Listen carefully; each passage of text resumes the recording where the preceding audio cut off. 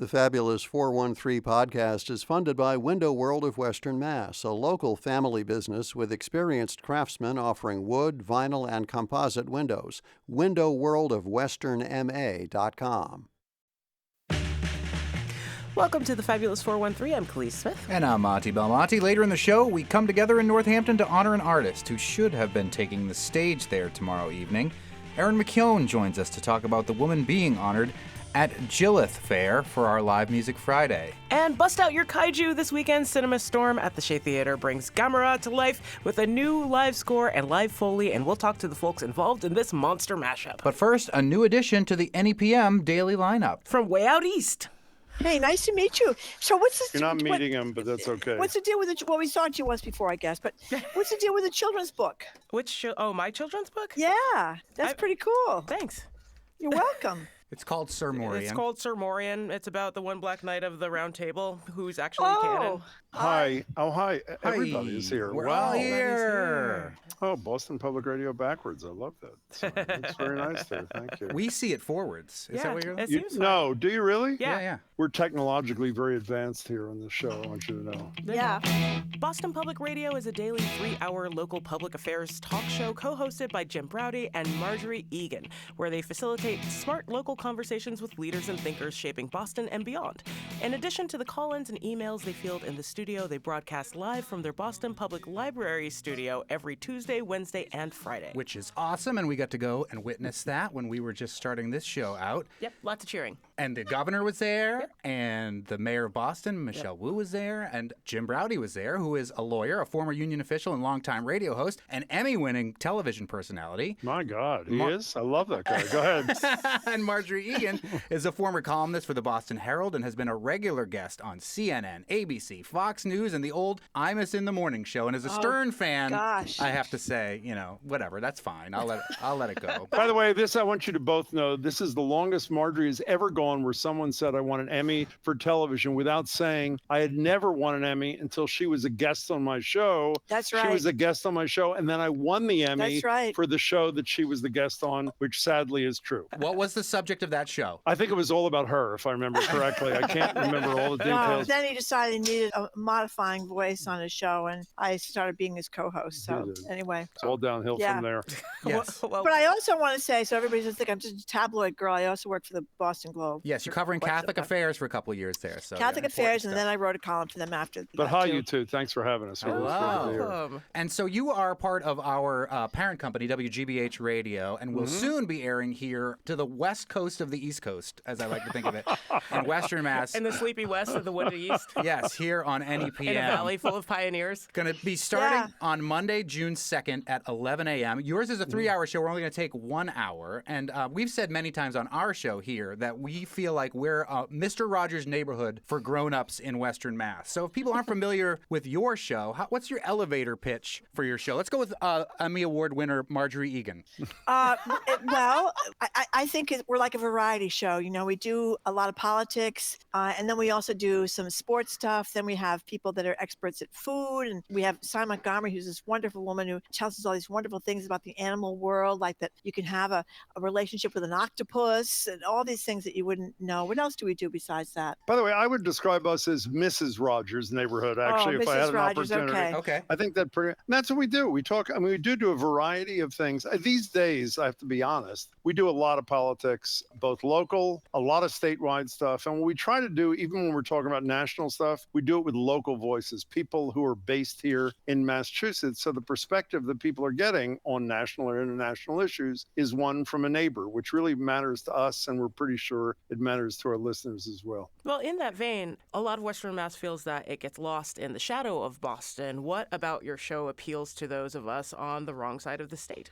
I think when we're talking about issues that, the bulk of our time now is national and international stuff. I don't think it applies much differently to people in the western part of the state than it does in the eastern part of the state. And I think that's one of the reasons where we're so excited about the timing of this. If there was ever a time in our 26 years on the radio together where I think our appeal we hope is such that wherever you're located in Massachusetts, I hope that people will decide from 11 to 12, this is the right place to go. Plus, I spent a couple of years at Smith College. Jim's daughter was at Smith College. Jim never stops talking about Mass MoCA. We talk about Tanglewood constantly. We have a lot of Western Massachusetts sentiment, let's put it that way. Well, we have guests too. We have one of our people who's really spectacular, Zillan Stavins, who's from Amherst, yeah. From Amherst, who's with us monthly, he's brilliant. But it's, again, through the lens of somebody who lives in the same community that you guys do. And that's really mattered to both of us the whole time we've been doing whatever the hell it is we do on the radio. We're speaking with Jim Braude and Marjorie Egan, the hosts of Boston Public Radio, which airs for 3 hours on our parent company's radio station, WGBH in Boston, but which will debut here on NEPM at 11 on Monday, June 2nd. You two both made the leap from commercial talk radio to public radio. Khalees and I came from commercial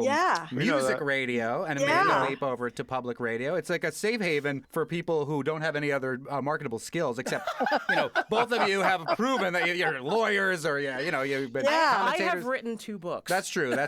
I don't have any other marketable skills. In light of what is being threatened and with executive order, the cuts to public media, your view of what makes public media important for the kind of work that you're doing? I'd like to think that while we have a point of view, that this is about as fact-based as anything you'll find. We really pride ourselves on this thing. We occasionally make a mistake. We correct it as fast as it's pointed out to us. But regardless of how powerful or deeply felt our opinion may be about a particular subject, we are obsessed with the notion that we have an obligation to treat the public to facts. That great old line from Senator Moynihan, you're entitled to your own opinion, you're not entitled to your own facts. That's really a guiding principle for us. And I don't mean it to sound as weird as it may, but particularly now when so much of the media, the information upon which people make decisions is based on more on opinion fed to them than fact. That's really what starts us off with everything. And by the way, it's funny you say, we asked the same question. Today, Rick Steves was on our show, the travel guru. A couple of weeks ago, Ken Burns was on. Obviously, 2 of the most important people the public media has ever produced. Hampshire and we graduate, asked them Ken Burns. the same questions, and they said exactly what I just said to you, Monty. Yeah, but one of the big thing I think, and you guys know this too, long form. You get to talk to someone for 20 minutes. It's not like you have to rush everything in, and that's a big deal. When we were in commercial radio, we were much lower rent than we are now. Yeah, much lower rent. Were you guys lower rent when you were doing the morning show on the other station? Tell the truth. By lower rent, do you mean getting paid less, or do you mean raunchy? No, I'm in the same amount of raunchy actually, and I think that I'm being dragged along. Yeah, the producers here, but he's the same level of raunchy. I'm always trying to see if I can still get away with what I would have gotten away with on commercial radio. For the most part, I do. I had to warm everybody up a little bit. It took some time. How do you guys get along? We're always asked that question. How do you get along? No comment. Silence.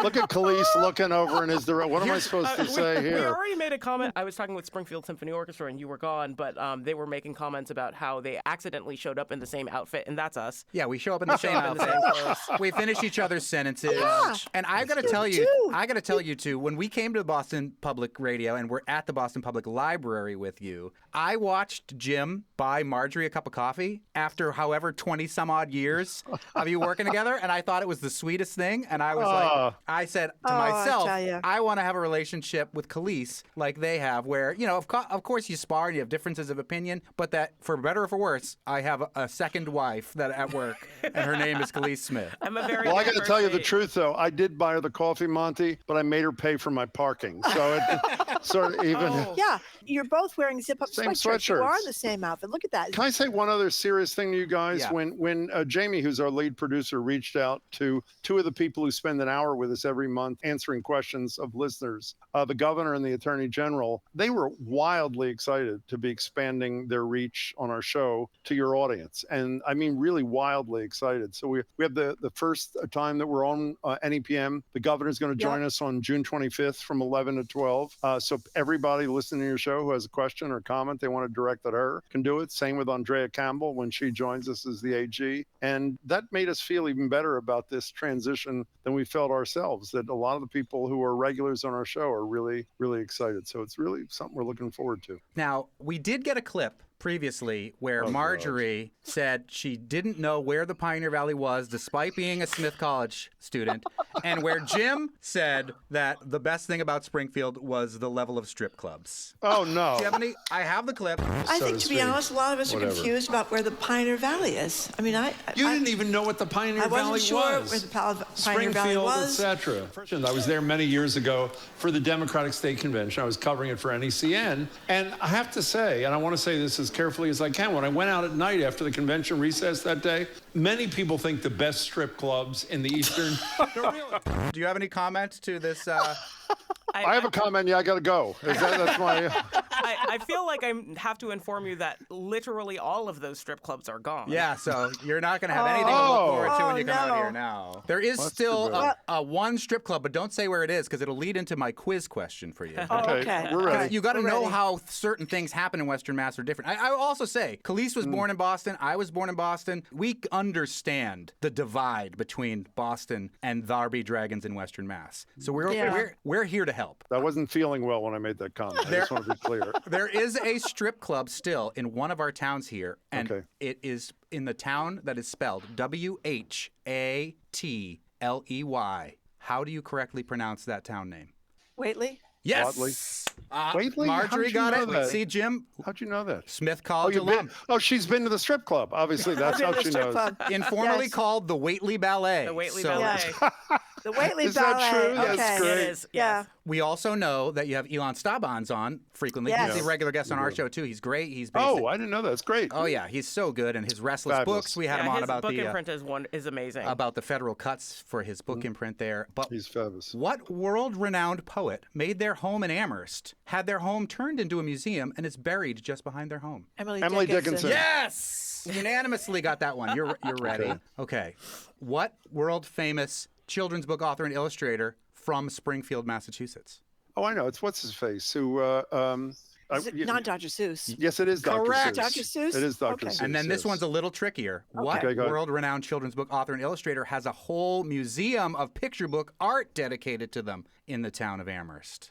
A whole book of art. He was actually on Mr. Rogers' Neighborhood in his Northampton studio, if you watched the Mr. Rogers in the 90s.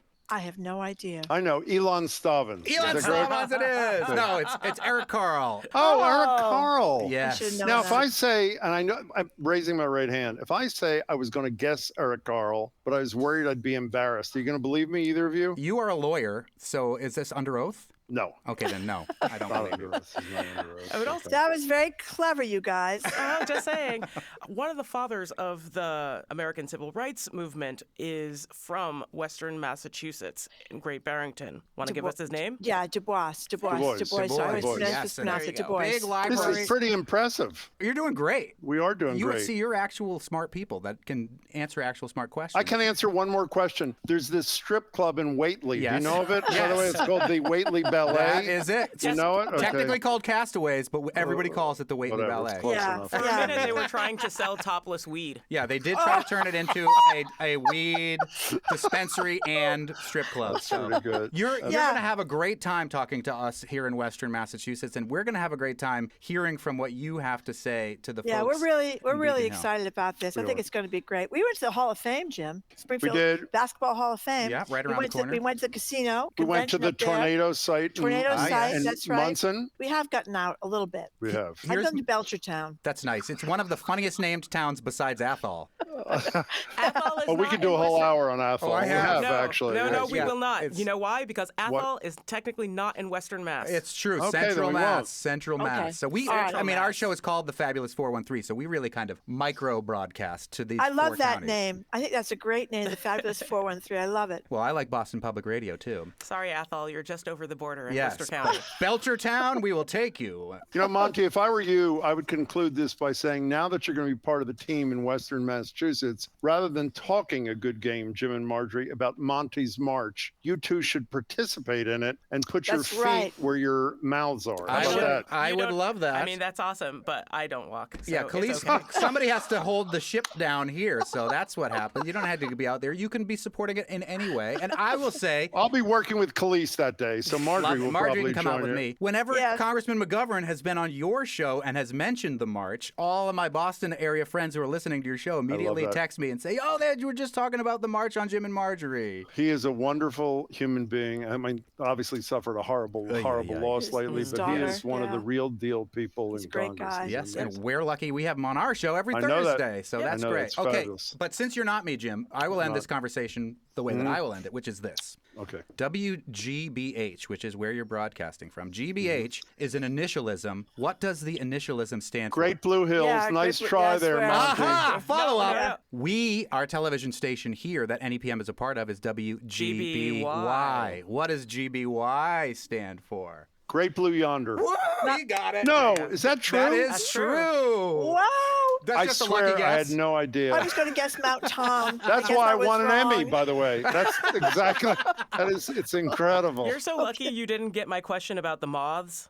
Even I probably don't know that one. Yes, you do. You know the answer to it. Okay. At any rate, Jim Browdy and Marjorie Egan are the hosts of Boston Public Radio. It airs every Monday through Friday for 3 hours in Boston on WGBH and will air for 1 hour starting Monday, June 2nd here on NEPM. And we're excited to have you So and to are be we. part of the greater, one of the greatest. I feel such an honor to work for it as a kid who grew up watching Channel 2 and WGBH. To be part of this public radio team is still an honor, and I pinch myself sometimes even to say it. So it's great to have you on this side of the state, too. We're Thank thrilled, you and we're very thrilled to be much. with you today, both of you. Thanks so much for your time. Coming up, we'll honor a queer icon with the host of the Gillith Fair Tribute, Aaron McKeown. And we break out the big monsters and even bigger sound. We'll talk with the team live scoring Gamera versus Giron at the Shea this Saturday next. You're listening to the Fabulous 413 on 88.5 NEPM.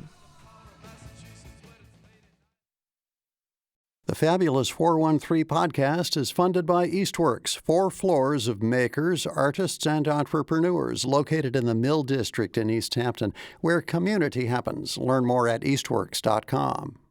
The Fabulous 413 podcast is funded by the UMass 5 College Credit Union, offering co-op advantage checking with cash back on all purchases, plus secure debit card controls, all from the UMass 5 mobile banking app.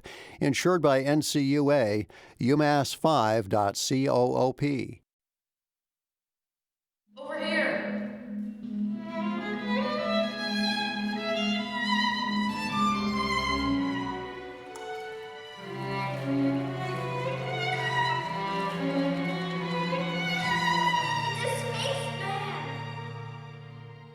I'm Galen Huckins. Galen, we worked together close to 20 years ago. We tried to do the math. When you from the West Coast sent to your brother here on the East Coast the Superman Orchestra, which was a public domain version of Superman that you wrote a huge score for, and that me and people like Bill Dwight did voiceovers for.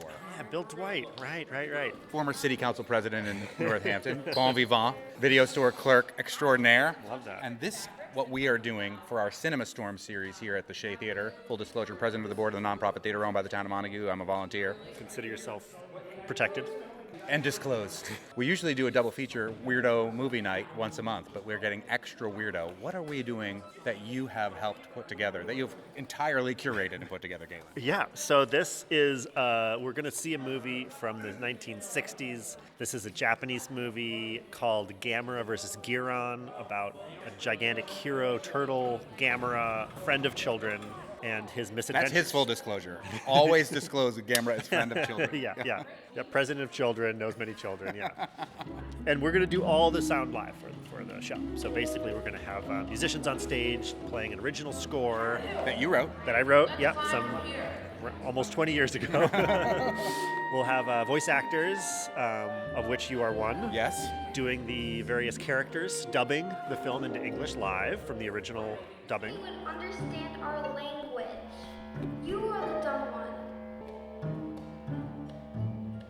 The crew is out. They must be away. Wow, this is great. Brother!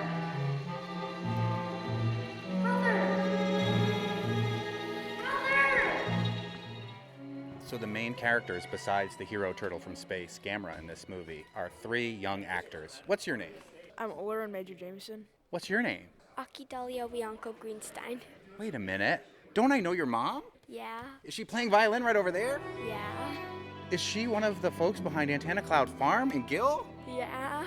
Is she part of the Silk Road Ensemble? Yeah. It's Michi Wianko's daughter as one of the main characters. And what's your name? I'm Pax Belmonte. Who? And we have Foley and sound effects artists who have tiny doors and shoes and various little toys to create all the sound effects for the show.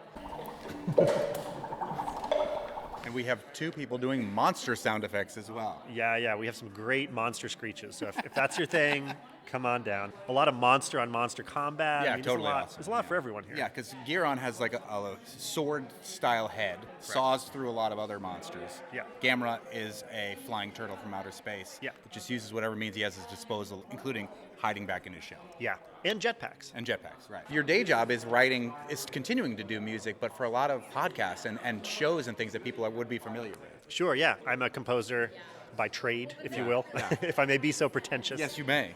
But tell us some of the stuff that you've worked on that people would know about. I do a lot of music that is used in like public radio. Heard of it? Yeah. I mean, I do music for This American Life and The Daily and stuff like that. Anybody that knows podcasts knows you. So our friends at Tumble Science Podcast, we had on the show earlier this week, they're friends with you. Yeah, Marshall, and Lindsay. Good people. Yeah. So it's fun to have all this enclave of these creative people working in all these things here in Franklin County. Yeah, for sure. And if you're around on Saturday, come on out. It's going to be a really good time. It's free. It's free. Yeah. I mean, and then there's another movie afterwards because it's a double feature. We're going to show the original Transformers cartoon. Yeah. It's a big good double feature. Yeah, I was going to spoil it because it's the one like big traumatic memory I remember from when that came out when I was a kid, but I won't. Yeah. It's been a while. I'll need a refresher of that movie too on Saturday. The one thing that you left in that I really appreciate, Galen, and that if people are fans of Mystery Science Theater and experienced Gamera through Mystery Science Theater or just through the creature double features they used to have on television when I was a kid, the Gamera theme song is iconic. It gets stuck in my head all the time. Yeah, it's got to be stuck in my head all week. It's just a very good theme song. Glorious is Gamera, powerful is Gamera, hero turtle Gamera. Well, thanks for doing this. This is super fun. Yeah, thanks. Thank you for doing this. Bob Kraskowski, my partner in crime when it comes to CinemaStorm here, monthly double feature at the Shea Theater, who always curates both of the films and comes up with the trivia for this free monthly event. You have now taken on a new role. Bob, for those who don't know, apart from being from behind CinemaStorm, is the man behind the man who killed Hitler and then the Bigfoot, and is working on the new movie that we talked about earlier on the show with Brian Henson and Jeff Bridges, Grendel, that will, fingers crossed, go into production very soon. What's your role in Gamera versus Giron? I am playing Gamera, doing all of his vocalizations, roars, groans, fighting, a lot of monster noises. Those were some excellent groans. Thank you.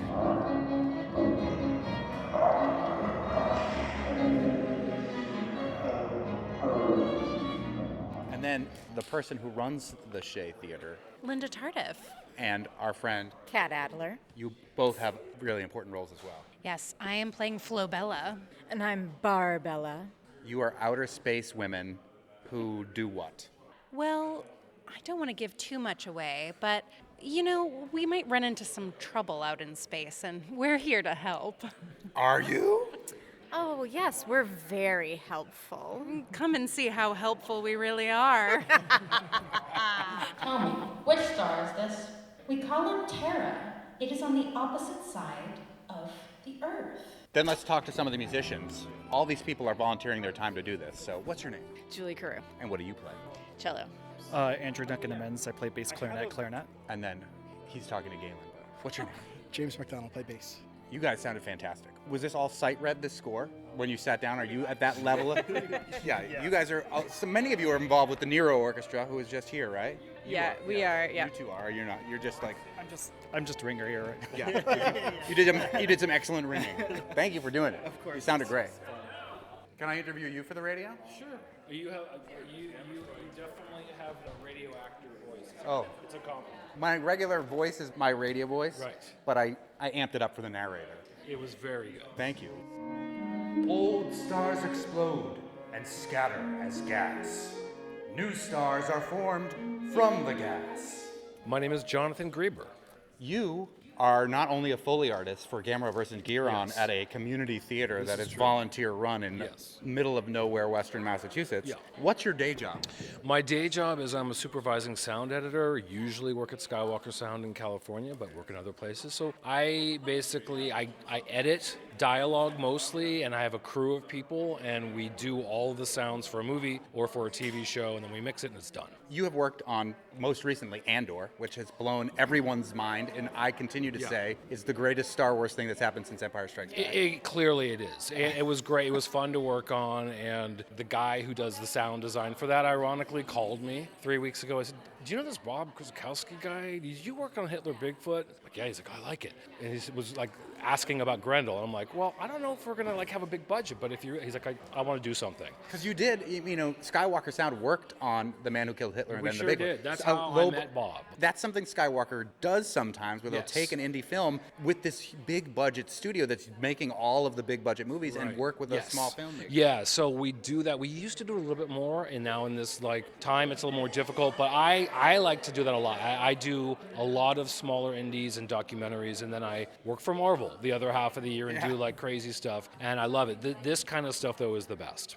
I mean, I just happened to get lucky in that a producer hooked me up with this Man Who Killed Hitler. I'm like, what is this movie? And Bob and I just hit it off. And so for 8 years, we've been intentional friends cross country trying to figure out, well, what's next? And we talked about this upcoming movie since 2020 during COVID. I remember taking walks outside. Well, who should play this guy? So it's been really fun for me to be sort of close to the writing, directing side of it. But my day job is fun. I'm not going to lie. It's, no one's going to get super rich in post-production, but I've never dreaded going to work one day. And it'll be 30 years in about 2 months I've been working at Skywalker. That's amazing. Yeah. People might hear the title of your job, but what does that actually translate to in practice? So in it doesn't matter if it's a TV show or a movie, say a movie, we have to edit things. So for Foley, we're going to have these people walking and being recorded, walking, footsteps, doing props, and then a Foley editor has to look at all that and sync it up exactly. So then there's sound effects. You have a door closed, you got to cut a door closed sound. You have a gunshot, cars, you have monsters that you have to create. All that gets edited by effects. What I usually do is the dialogue. I have to clean it up, make it work. If they don't say something correctly, you sometimes have to look through the rest of the movie and steal words and EQ it and make it work together that way. All of the ADR, the stuff that gets replaced, I do. What does ADR stand for? Automated dialogue replacement. So let's say Tom Cruise in Mission Impossible is like, I'm going to get you to the bad guy, and then a plane flies over. That would never happen in Mission Impossible. They just reshoot it. But in the indie world, we're not reshooting it. So, what are we going to do? We're going to take all the sound off of the scene. Everything goes. So now we'll put in the ambiences, we'll put in this, and now we need to have this actor in sync with how they did it on screen, say it over and over again, as they used to call it looping, because they'd loop the little scene, and the actor would say it over and over until they nail it. I go through every single take, sometimes take this first half of the sentence and this second half, edit it together, put it in there, maybe make an alternate version, and then play it on the stage for the director and hope they don't even notice it, and if they don't, then we're good if they do. So I do all the ADR. We do something called loop group, which is you record vocal actors, much like tonight, where, they're on the street, there's an explosion,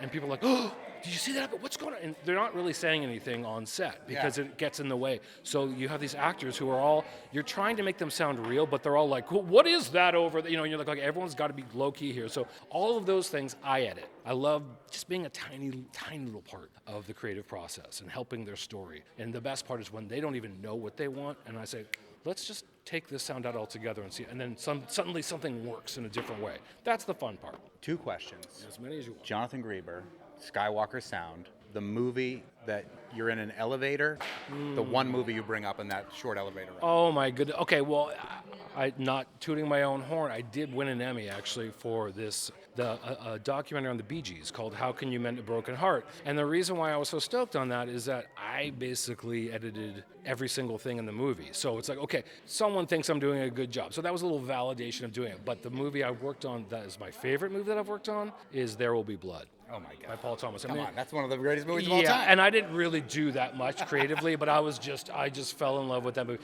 But it's weird because I've worked in Star Wars movies and Mission Impossibles and just these Saving Private Ryan, but it's the ones that are smaller and more problematic that are more rewarding. They can be more rewarding. The other ones are huge. It's a huge crew. It's a big stress factory. Everyone's freaking out. Tom Cruise is coming for a playback. You can get out of the room.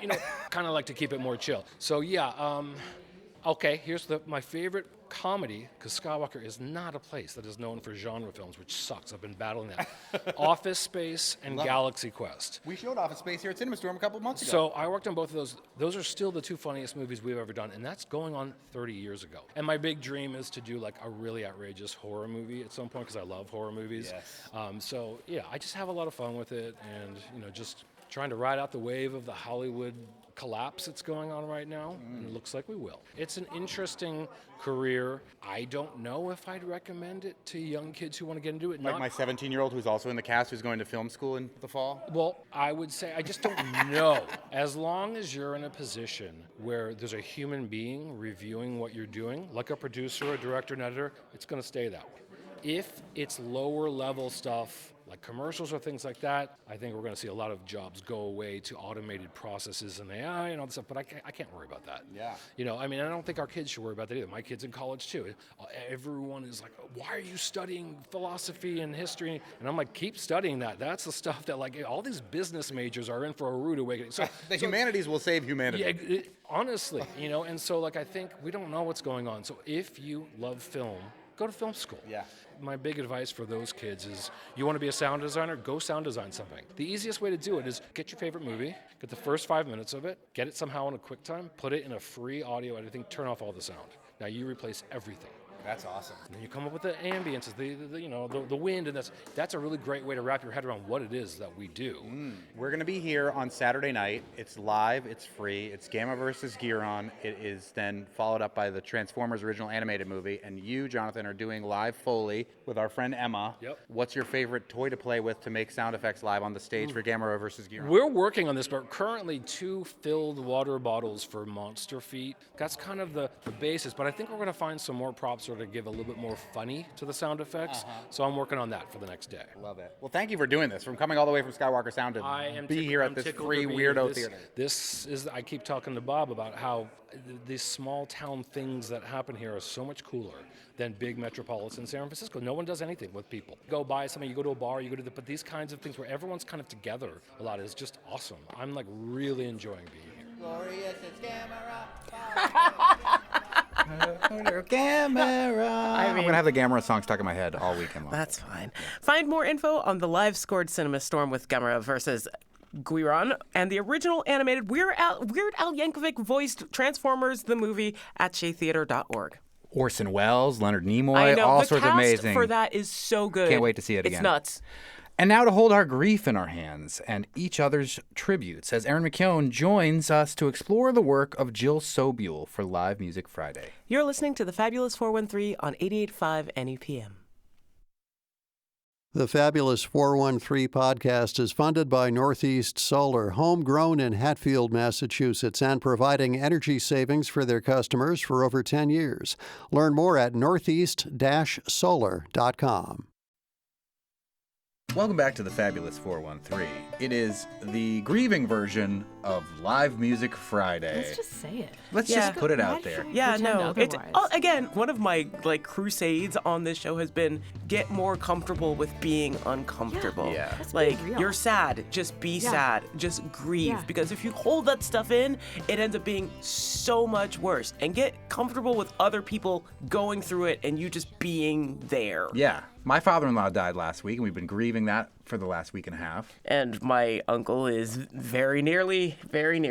And our very special guest, Aaron McKeown, is grieving a person my friend died. Yeah. My colleague and amazing friend Jill Sobule, tragically. Yes, very suddenly, tragically. On May 1st. Yeah, we're all still in shock. The musical community is gathering together to celebrate the life and music of the acclaimed singer-songwriter Jill Across Sobule. the country. But ours is the first because it is the date that she would have been playing at the Iron Horse. Correct. And so tomorrow night, Saturday, May 31st, at the Iron Horse, it's Jillith Fair, which, first of all, a wonderful title. I think that may have actually predated this situation. Really? Actually, I believe, because Jill was doing a series of Pride shows.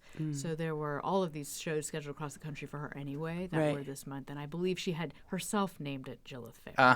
That's wonderful. Well, let's hear a song from Jill Sobule that Aaron McKeown, who joins us and will be emceeing Jillith Fair tomorrow night at the Iron Horse, will be playing. And then we'll talk a little bit more about Jill Sobule and her life and her work, and the tragic loss of her just earlier this month. I had this dream. We were in the resistance, somewhere in France, fighting traitors and fascists. You were my mistress, yes, you were a woman, but I knew it was you by the shape of your mouth. And you called me Maurice, and I had a small mustache, played clarinet in a decadent band, until we hid in the bushes, we shot from the bushes, made love in the bushes like there was no tomorrow. But in my real life, I'm a cocktail waitress, dodging man's hands instead of bullets. And you're the bass player in a band that got a deal, dealing with holes instead of explosives. Still, we're grateful to be alive, together fighting side by side. As we hid in the bushes, we shot from the bushes, made love in the bushes like there's no tomorrow. We'll drink from the bushes, hide in the bushes, love in the bushes like there is no tomorrow. La da da da da da da da da da. La la la la.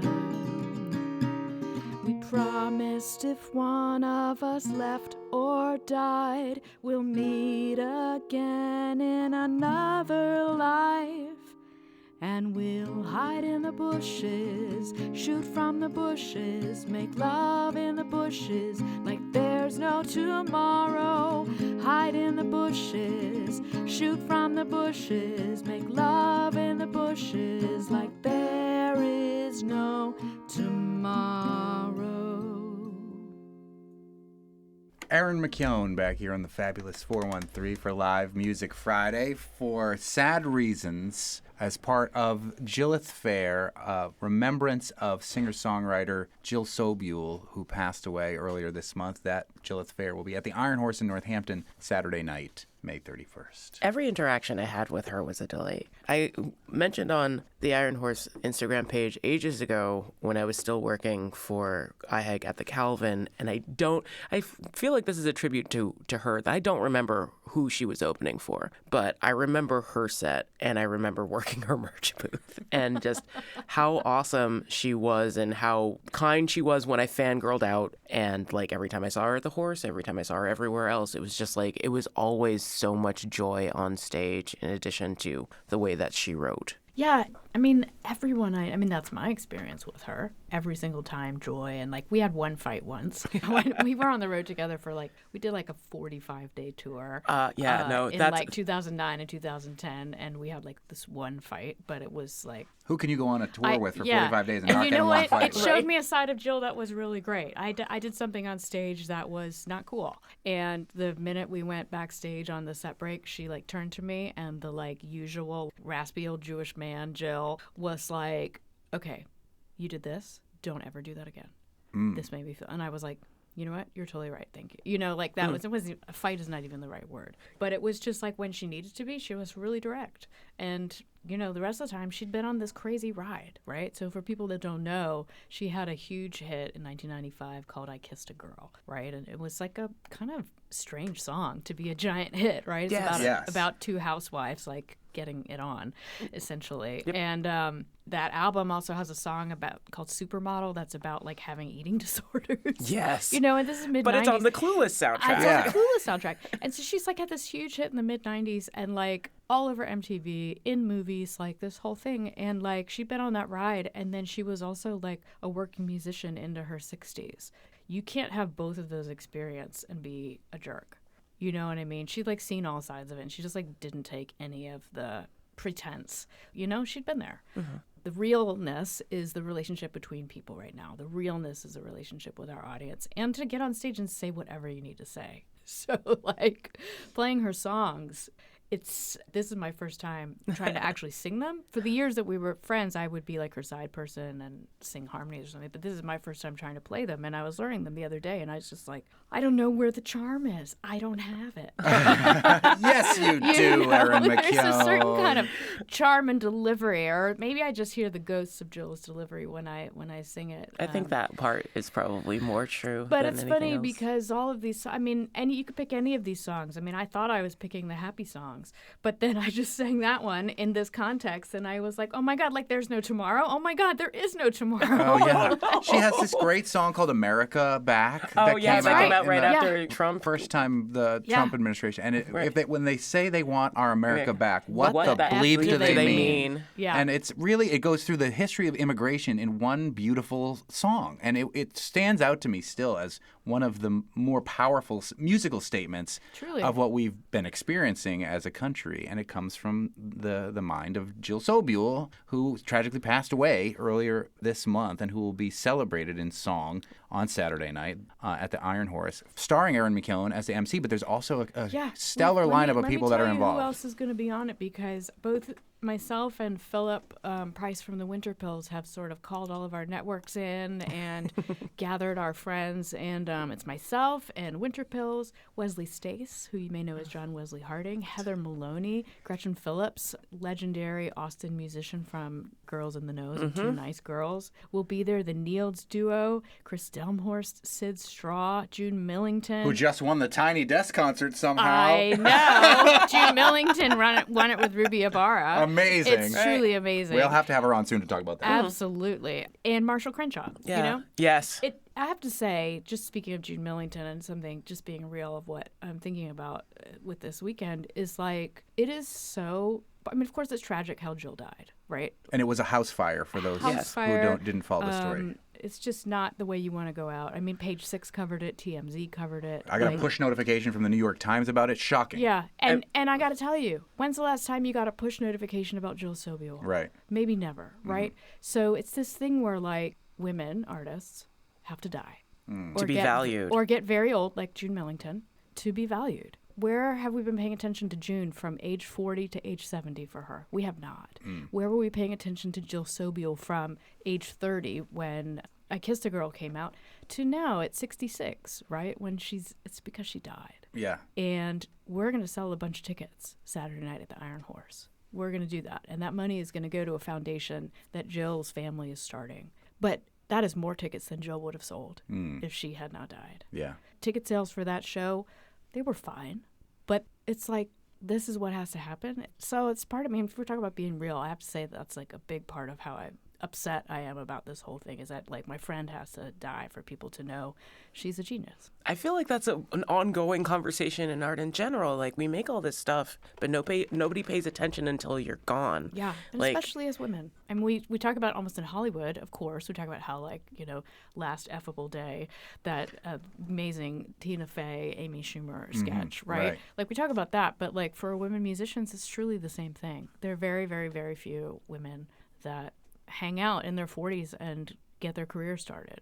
Like, if you make it to 60, if you make it to legend, if you make it to legend, or you die tragically, you know, people will look at your catalog in a different way, and it's not cool. But look at the treasures. Look at the treasures that Jill made, right? She's left us these songs. You know, she left us musicals, she left us albums, but these songs themselves are like little gems. And in the context of all this grieving, they're just like great songs, and they're all like ridiculously optimistic because they're all about like triumph and joy with like awesome politics. I also have to say quickly that we're all celebrating another musical legend who passed away, sadly, this weekend in Northampton at the Academy of Music with Leah Kunkel. And Leah Kunkel is, amongst other things, the sister of Mama Cass Elliot, of the Mamas and the Papas, but an excellent musician in her own right. She will be celebrated musically this weekend, too. And another person that we should have paid more attention to. Yeah, she was my lawyer. Yeah, she was my lawyer. She was almost my lawyer too, and a great friend and frequent dinner companion at the Institute for Musical Arts for me. So I had dinner with her maybe 2 weeks before she passed away. And yeah, Sunday at the Academy, same thing. Like, that's going to be full, which is great. She deserves that, and we want to remember that. But, like, is there some part of all of us who can do something while these people are alive? Find the people that you love and appreciate and tell them that now. Don't wait till the eulogy. Yeah. And go see their shows. Yeah. Like, go Or learn to play their songs. Yes. Or, you know, buy an object for a younger person. You know, Jill, there was a documentary being made about her. All these young people, you know, the children of her fans were starting to find her. Yeah, and she'd had all of this acclaim from her show that happened during Really the great pandemic. musical. Yep. The title of which we can't say on air, but involves 7th grade, and the libretto for that is coming out later on this year, which now is also tribute. This show is the start of a string of these tributes that are happening across Boston, the country. Philadelphia, Chicago, L.A. Yeah, these were shows that Jill had, you know, booked to play this month. And now they're being filled in as tributes, which is great because everyone is just giving their time. And again, we're going to use the money for a foundation that Jill's family is setting up. So that feels good. But it also just feels good to, like, come together and do the hang and talk about her. Like, I miss my friend, you know, and I think a lot of people feel like they lost a friend. We'll get one more small taste of Jillith Fair before you can join Erin McKeown and so many others in joining the work and honoring the work and life of Jill Sobule at the Iron Horse right after this. You're listening to the Fabulous 413 on 88.5 NEPM. Let's hear one more song from Erin McKeown, who is the MC of the Pride Month event, Jillith Fair, a memory of Jill Sobule, who passed away earlier this month. It's happening Saturday, May 31st, tomorrow, at the Iron Horse in Northampton, and features Marshall Crenshaw and June Millington, Sid Straw, Chris Delmhurst, John Wesley Harding, Winter Pills, Heather Maloney, so many more. Let's hear another Jill Sobule song from Erin McKeown this Live Music Friday in the Fabulous 413. Tomorrow the ground may shake, like they said it was bound to happen one day, and the Hollywood sign will fall. Final call. Well, don't you fret and don't be blue. You had me and I had you. It was a good life. It was a good life. Tomorrow we could all be gone when the Russian gangsters sell the bomb and the waves come roaring from the sea. 100-foot swells over Venice Beach. Well, don't be scared and take my hand. We'll swim into the promised land. It was a good life. It was a good life. It was a good life. It was a good life. Tomorrow a tiny cell might grow in everyone, and it's not the cold or a hole in the sky will open wide. The aliens land on the 105. If it comes to that, what can we do? You loved me and I loved you. It was a good life. It was a good life. It was a good life. It was a good life. I said boom, boom, crash, crash underneath the overpass. Burning buildings, flying glass. A good life. On the day the earth stood still, we won't have to pay our bills as the mud slides down the hill. A good life. And we won't have to make our beds, break out the booze, and like I said, let's have a ball before we're dead. A good life, let the pious rise above. We'll go down in our sweet love. It was a good life. Are you crying? A little bit. Too poignant. I knew that happened. I'm like, oh, Monty's gonna cry. No, the thing is like she wrote that when she was alive. Yeah. Yeah. And that's like the way that she thought about life. So yeah, it makes me want to cry too. But it's also like, yeah. What better way to honor her than to do those things, to live life like that? Yeah. Totally. And also I have to say that like she predicted the pandemic. So a tiny cell might grow in everyone and it's not the cold. I mean, come on. Yeah. Prescient. Genius and prescient. And we're talking with Erin McKeown about Jill Sobule, a Pride Month event, Jillith Fair, in loving memory of Jill Sobule at the Iron Horse tomorrow night, Saturday, May 31st, starring Erin McKeown and a cavalcade of other amazing musicians. Thanks for having me, guys. No problem. And then we can look out to some of the events that are maybe being planned around her birthday in January. Thanks again, Erin McKeown. Bye, guys. Well, I'd also like to say that you want to give us our ticket information for that event. Yes. Yeah. So if you're interested in seeing the full lineup, on which I think Madeline Peru just got confirmed. Yes. You can head over to ironhorse.org and find out information about that. But also check out like what's happening in all the other cities about it too, because it is pretty cool and it's very moving, even though it's incredibly sad. And the other person that we mentioned that is being commemorated musically this weekend is Leah Kunkel, who will on Sunday be celebrated with music and stories celebrating her life with Livingston Taylor, Jules Shear, and Darlingside at the Academy of Music on Sunday. One of the many things that we tried to get to this week but just didn't have time to do. That time is fleeting and terrible to us. Yes, as evidenced by those songs. So make the most of it while you can, my friends. Yes, indeed, indeed. Next week on the Fabulous 413, it's Pride season, and we'll learn more about the events happening in Franklin County and in Holyoke. We'll also sit with actor Sam Watterson before screening of his film The Killing Fields at the Triplex Cinema. We'll explore new paths to a more perfect union with Equity in the 413 Western Massachusetts Racial Equity Summit. We'll get you ready for the Shad Festival in Holyoke with Andrew Fisk. And we'll honor our elders with the 2025 Age of Excellence Awards. And show you how you can nominate an elder in your life for the award yourself. We leave you with one of Khalees's favorites, Jill Sobule songs. I mean, if you're going to mash up Chicago, I'm totally here for it. I'm Khalees Smith. I'm Monty Belmonte. See you next week on the Fabulous 413.